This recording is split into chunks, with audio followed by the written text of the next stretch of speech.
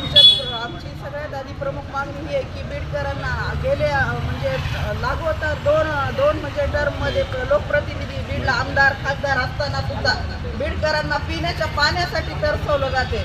जर हे लोक बीडला पाणी देऊ शकत नाहीत तर हे विकास काय करतील? आणि आमची प्रमुख मागणी हीच आहे की बीडकरांना 3 दिवसाआड पाणी यावं। भले तुम्ही 4-4 तास पाणी सोडून वाया घालण्यापेक्षा तुम्ही 1.5 तासच पाणी सोडा, पण 3 दिवसाआड पाणी सोडलं पाहिजे।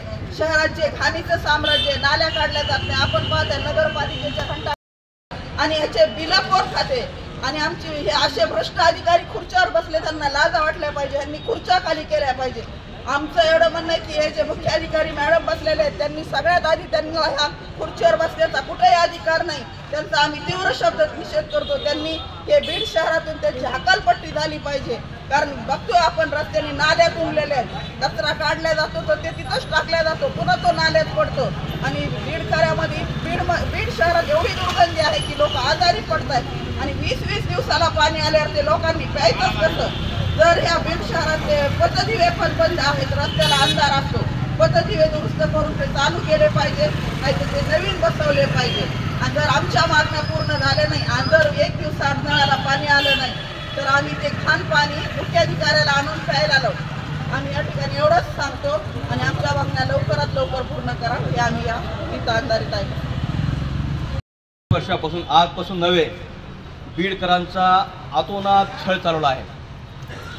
माझे समस्त बीडकर हे एक प्रकारे गुलामगिरीचं जीवन व्यतीत करत आहेत। या बीडकरांना, माझ्या सामान्य बीडकरांना इथं कुणाला कोणी त्यांचा वाली नाही। महिलांचे प्रश्न असू द्या, महिलांच्या